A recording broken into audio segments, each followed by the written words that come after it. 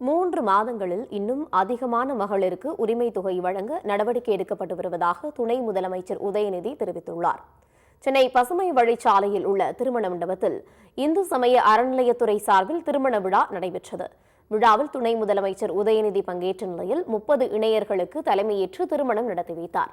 பின்னர் நிகழ்ச்சியில் பேசிய உதயநிதி, தமிழகத்தில் தற்போது வரை 1.15 கோடி பெண்களுக்கு மாதம் 1000 ரூபாய் மகளிர் உரிமை தொகை வழங்கப்பட்டு வருவதாக கூறிய நிலையில் 3 மாதங்களில் இன்னும் அதிகமான மகளிருக்கு உரிமை தொகை வழங்க நடவடிக்கை எடுக்கப்பட்டு வருவதாக தெரிவித்தார்.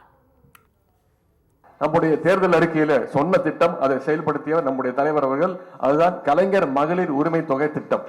ஒவ்வொரு மாதமும் 1,15,00,000 மகளிருக்கு மாதம் 1000 ரூபாய் கலைஞர் மகளிர் உரிமை தொகை சென்று கொண்டிருக்கிறது. முதலமைச்சருடைய அறிவுரையை பெற்று இன்று 3 மாதங்கள்ல இன்னும் அதிகமான மகளிருக்கு உரிமை தொகை வழங்கவும் நம்முடைய திராவிட மாடல் அரசு நடவடிக்கை எடுத்துக்கிட்டு இருக்கு.